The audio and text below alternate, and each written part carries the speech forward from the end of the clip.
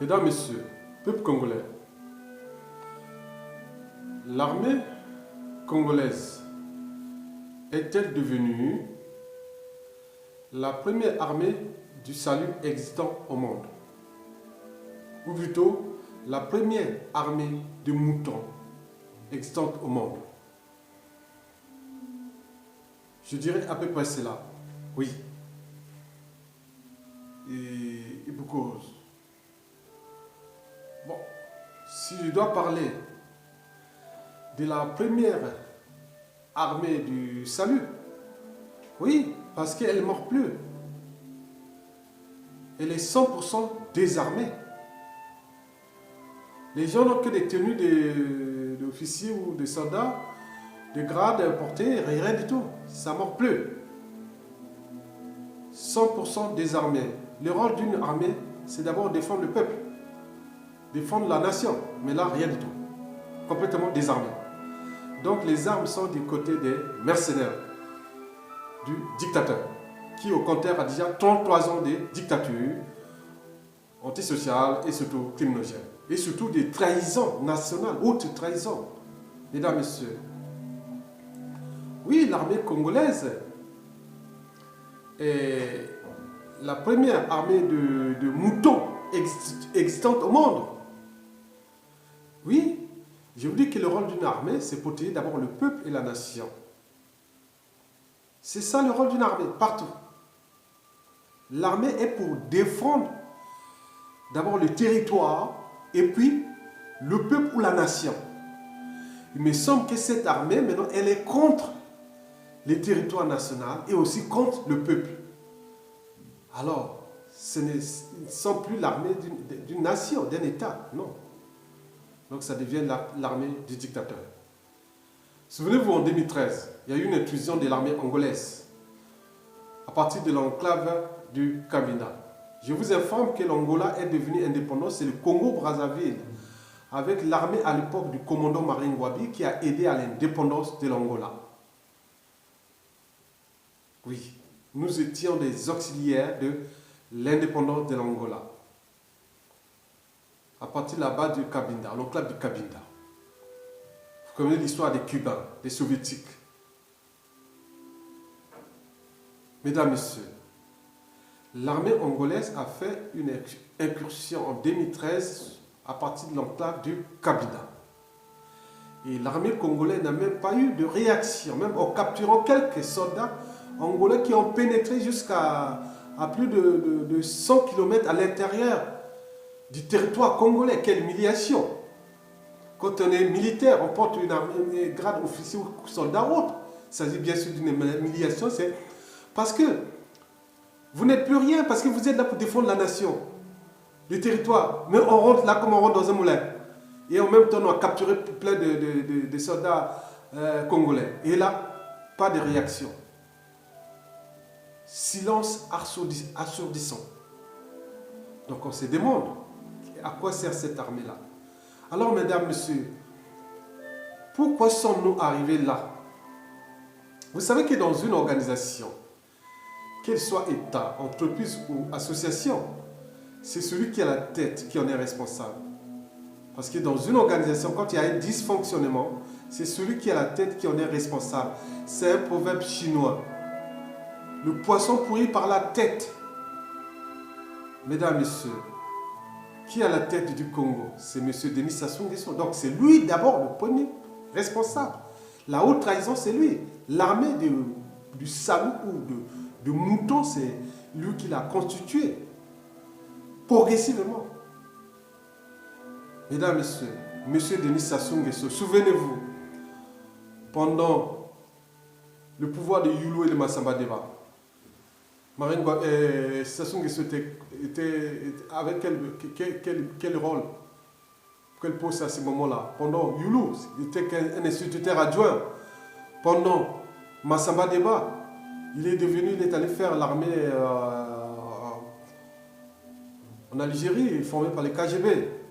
C'est service de renseignement soviétique. Bon, Sassou n'a pas fait le lycée. Il n'a jamais fait le lycée. Il s'est arrêté au collège. devenu instituteur adjoint. Après, il est rentré à l'armée.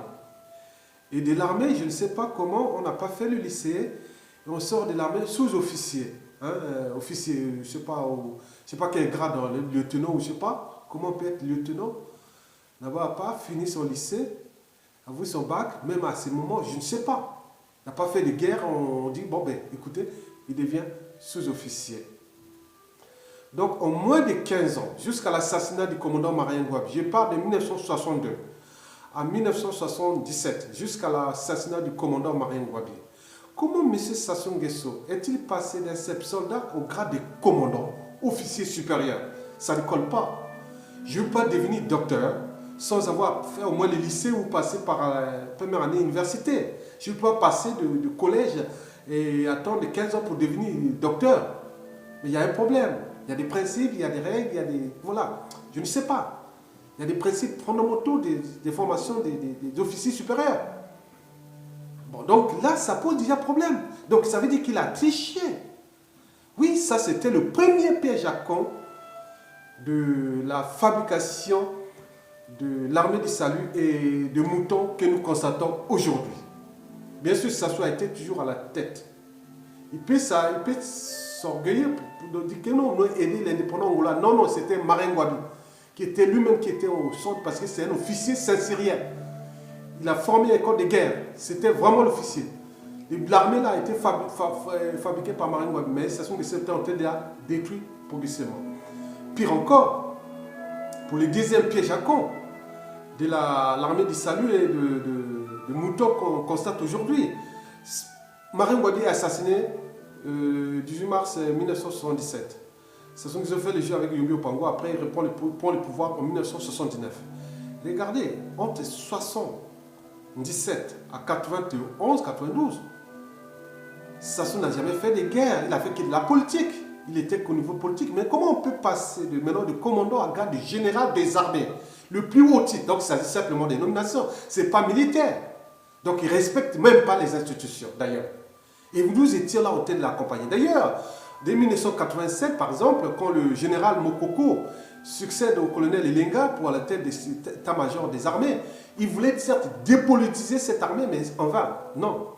C'est ce que je vais expliquer tout à l'heure. Voilà, donc voilà, vous avez compris qu'un individu à la tête qui n'a jamais rempli les critères essentiels pour avoir ce titre d'officier, qui se retrouve à la tête des armées.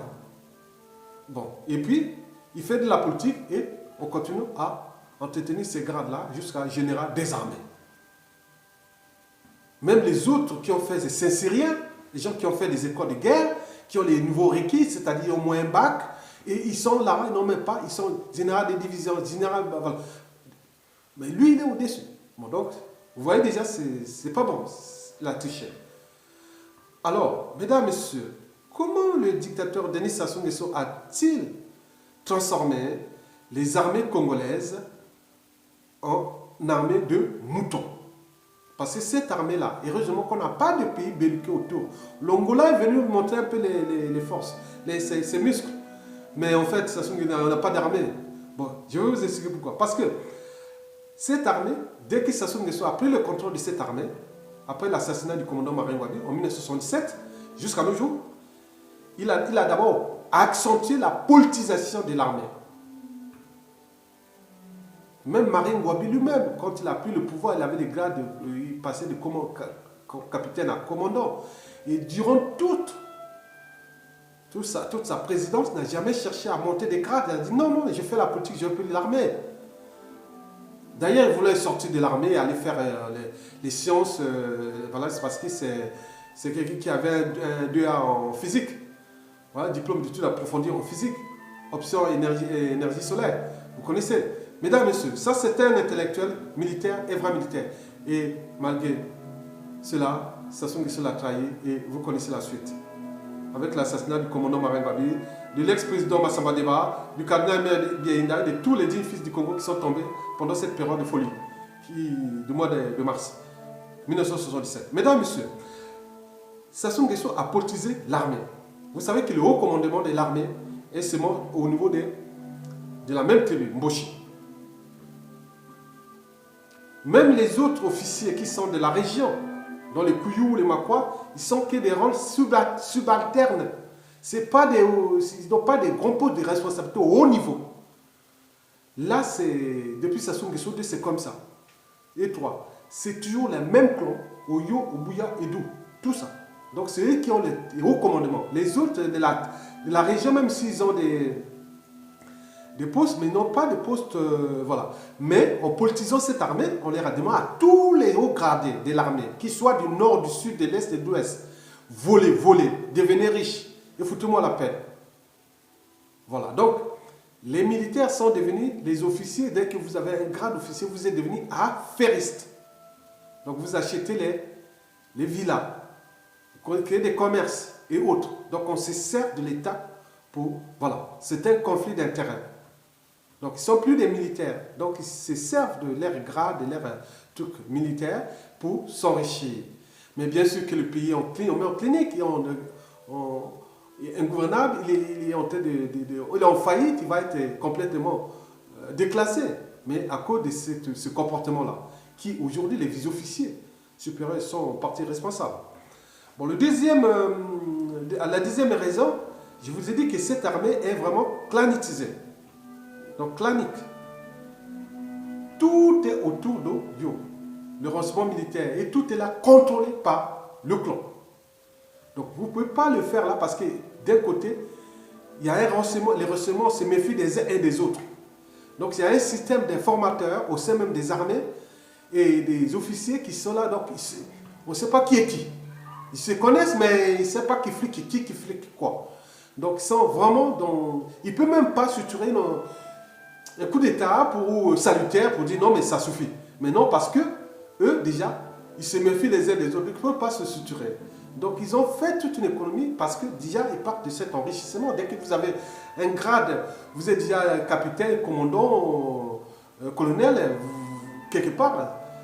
Si vous êtes dans le côté du clan, vous enrichissez. Surtout si vous rentrez dans le parti unique qui s'appelle la franc-maçonnerie. Donc ça c'est au-dessus du PCT. Donc vous devenez ensemble, tous, dans une même écurie, dans un même bateau, et c'est comme ça. C'est pourquoi tout est bloqué. Il y a un blocage total. L'humiliation est aussi là du peuple est là à partir de ces armées, à partir de ces raisons-là. Bon. Je voulais aussi dire la situation géopolitique. La raison aussi, c'est la situation géopolitique. Nord, sud, est, ouest. Ça soit diviser le pays en deux parties. Le nord, c'est pour lui. Le sud, pour ses traîtres. Donc, ils utilisent, ils les laissent s'enrichir. Et à côté, les nordistes, il les laisse aussi la manière aussi de s'enrichir, voilà. Et il crée des tensions entre le nord et le sud pour qu'il contrôle le nord et les met sous son emprise. Et à côté, d'un côté, les gars du sud là-bas, ils ont la haine des nordistes, artificiellement bien sûr. Parce qu'au niveau de la population, des femmes, des amours et autres, ces tribalistes politiques-là n'existent pas. C'est fabriqué artificiellement par le régime Sassou Nguesso et aussi entretenu depuis des années. Ça ne commence pas d'aujourd'hui, hein. C'est même pas avec Sassou. Ça a commencé, tous les pouvoirs du nord au sud, de l'est à l'ouest ont toujours utilisé les tribalistes politiques depuis 1959 jusqu'à nos jours. Donc c'est un problème national, c'est vraiment un cancer national et qui demain, au niveau des institutions et de l'État, il faudra repenser ces problématiques du tribalisme en mettant des pare-feux et des institutions où plus personne ne pourra utiliser une tribu pour s'asseoir au pouvoir ou pour contrôler la nation ou l'État. Mesdames et messieurs, voilà. Maintenant la solution, elle est comment? La solution, c'est que les gens disent, bon, si l'armée ne prend pas ses responsabilités, et maintenant, parce qu'un militaire a toujours l'instinct militaire, il connaît toujours là où se cachent les armes. Même si les armes sont maintenant, toutes les armées sont désarmées. On sait où se trouvent les armes, parce qu'il vient attaquer dans le pôle. Il a des armes. Un militaire doit savoir là où il y a les armes. Donc il suffit de suturer, d'organiser et de manager l'esprit même militaire, la stratégie, de mettre les gens dans la rue, à Brazzaville, et reprendre le pouvoir, remettre le pouvoir au peuple. Et ces 10 militaires qui seront là dans ça, c'est eux qui seront aux commandes d'abord des états généraux de la nation qui seront là. Le problème des armées, de la défense nationale, du de l'équipement, des devoirs, des réserves, de tout ce que vous connaissez, l'esprit militaire, le statut du soldat, de l'officier et autres. Nous allons repenser ça dans un pays où les gens qui seront responsables. D'où l'enjeu de signaler, d'alerter. J'interviens ici comme un veilleur de conscience. Donc vous, demain, ceux qui vont prendre la responsabilité maintenant, ceux qui vont diriger les états généraux de la nation, voilà, et repenser la nouvelle défense nationale post-régime Sassou Nguesso. Mais aussi, bon, ben, au niveau aussi de ces états généraux, il faudra voir, est-ce qu'il faut... Bon, bien sûr que beaucoup d'officiers seront épurés, hein, remis à la retraite, parce qu'ils n'ont pas assumé les responsabilités. D'autres qui vont aller peut-être en prison à cause de biens mal acquis et autres. Parce que c'est une nation. Vous avez laissé faire là. Quand les autres auront les armées, les armées, ils auront la sécurité intérieure, ils auront la défense, ils auront les affaires étrangères, les comptes de l'État et tout ce que vous connaissez. Vous croyez que vous aurez encore le moment de bouder? Ah mais non, on vous fout en prison. Donc prenez votre responsabilité maintenant, rentrez dans la dynamique de libérer le peuple contre ce déclassement chronique. Le pays est en mort clinique, il va mourir. Et vous êtes là, vous ne pouvez pas réagir. Il y a 1,5 million de gens à Brazzaville. Il suffit qu'on met les gens dans la rue et l'armée vient accompagner. Parce que dans l'article 12 de la Déclaration des droits de l'homme et des citoyens datant de 1789, la garantie des droits de l'homme et des citoyens, ou même la protection d'un pays, l'article 12, stipule que pour garantir l'État et la sécurité, le bien, les droits de l'homme, donc il faut l'entretien d'une force publique ou des armées. Et cette force ne doit pas être, cette force instituée, et si instituée, ne doit pas être utilisée pour le compte exclusif d'un individu, encore un dictateur à bout de souffle, à bout de nerfs, au bout du rouleau, antisocial et surtout criminogène. Mesdames, Messieurs, donc vous devez prendre votre responsabilité au niveau des armées. Parce que demain, si vous ne le prenez pas maintenant, demain, je suis sûr et certain, au sein même des armées, ceux qui boudent, au sein des régiments autres, il dit oui, ceux-là seront même les premiers à savoir qui est qui a fait quoi, pourquoi, qui a bloqué quoi, et ceux-là seront honorés pour rétablir les quotas au niveau des forces et aussi du haut commandement, et surtout en tenant compte du matériel, parce qu'il y a une armée à reconstruire, parce que nous sommes désormais un environnement qui devient de plus en plus instable autour de la sous-région. Donc nous devons nous préparer militairement pour se défendre demain. Bon, donc si vous ne commencez pas déjà à penser, à vous responsabiliser maintenant, oui, les hommes politiques, les faux opposants nous ont trahis. Et si l'armée nous trahit encore, mais le peuple, on ne trahit jamais le peuple. Parce que le peuple, c'est vous et nous. Et certains d'entre vous seront vos responsables généraux des armées, de la police, des renseignements, autres. Et d'autres aussi seront là au niveau des postes politiques. Et ceux qui sont là, d'une nouvelle génération, des réformateurs, qui sont en train de se constituer pour mettre en jeu la souveraineté du pays, c'est-à-dire en remettant le pouvoir au peuple. Et si vous ne prenez pas votre responsabilité en tant que soldat, officier, et maintenant, je pense au moment de la libération, la volonté générale, c'est-à-dire la volonté du peuple, c'est-à-dire l'expression du changement, pour venir vous punir et sévèrement, comme cela s'est passé après chaque révolution, après chaque insurrection, après chaque changement politique. Et vous le savez. Donc il est de votre côté, de votre devoir et de votre responsabilité. Et pour l'honneur du pays, d'abord pour l'honneur de nos armées, oui, la défense nationale, et aussi pour l'honneur de notre pays. Vous devez prendre vos responsabilités maintenant, sinon ce sera total pour vous. Parce que si et seulement si, ça change toutes les stratégies qui seront mises au niveau des états généraux, d'abord des armées, mais aussi il y aura des états généraux de la force publique et toutes ces choses-là, l'enseignement supérieur, de l'éducation, tout cela sera remis sur table et nous allons repenser le Congo de demain. Mais je pense que vous serez peut-être, si vous êtes déjà vieux, ok, vous pouvez aller à la retraite, mais si vous êtes encore jeune, vous avez encore 30, 40 ans, officier, c'est malheureux pour vous. Ça sera vraiment dramatique pour vous par la suite. Et si vous restez du côté du peuple, donc engagez-vous et maintenant et mettez le régime hors d'état de nuire parce que le pays est désormais dans le statu quo. Le statu quo, ce n'est pas bon. En même temps, il est en train d'être déclassé au niveau de la condition humaine ou sociale. L'accès à l'eau potable, à l'énergie, aux soins, à l'éducation, à la nourriture, voilà, à la mobilité. Hein. Dans un cas de vie qui est des villes poubelles, vous imaginez, nous avons 2 capitales les plus sales au monde. La capitale politique, Brazzaville, est la capitale la plus sale au monde, c'est classifié.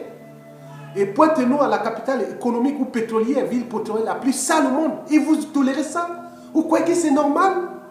Ici, on te dit, c'est pas vrai, c'est pas possible. Même un officier quelque part, non. C'est pas possible, on ne peut pas tolérer ça. Mais ils sont fous, ils sont comment? Qu'est-ce qu'ils sont devenus, ces Congolais? Qu'est-ce qu'ils sont? Pour qu'ils ne réagissent pas, un seul individu va priver le destin de tout un peuple, alors que lui n'est pas un Dieu, il n'est pas éternel. Mais il va nous laisser un pays complètement déclassé et mort cliniquement. Mais pour le reconstruire, il faudra des cerveaux. Mais cela ne va pas durer, je vous rassure. Nous aurons parti pour 30-40 ans. Les premiers résultats, si nous ne pensons pas aujourd'hui, les plaies aujourd'hui, mettons hors d'état de nuire ce monsieur. Si nous attendons encore 2, 3, 4, 5 ans, je pense que les premiers résultats de la reconstruction de ce pays, que pour avoir qu'il y a des vrais cerveaux qui reviennent prendre les responsabilités, vous saurez les premiers résultats au-delà de 2050. Donc vous ne serez plus là. Bon, l'avenir de vos enfants, que vous faites à la Kelele, petits-enfants, arrière-petits-enfants, est en jeu. On n'a qu'une seule nation, un seul pays. On n'en a pas tant. On peut aller être d'origine naturalisé ailleurs, mais on vous demandera, vous êtes quelle origine, Congo? Mais alors, vous aurez compris. Quelle connerie. J'ai laissé faire. En tant que soldat. Donc c'est fini. C'est le message, c'est un message d'alerte. Le docteur Pierre Ebundu, pharmacien à la retraite, a dit d'ailleurs aux Assises nationales du Congo, le 25 mars 2017, à Paris, 10e, qu'on ne peut pas comprendre qu'une armée n'est plus capable de défendre la nation. Et ça, c'est tout le monde, du nord au sud, de l'est à l'ouest, dans la volonté générale, on dit qu'on n'a plus une armée. Ce n'est pas possible. Cela ne va plus continuer. Donc prenez votre responsabilité et maintenant, en tant que soldat et officier supérieur de la nation congolaise. Mesdames, Messieurs, je vous remercie.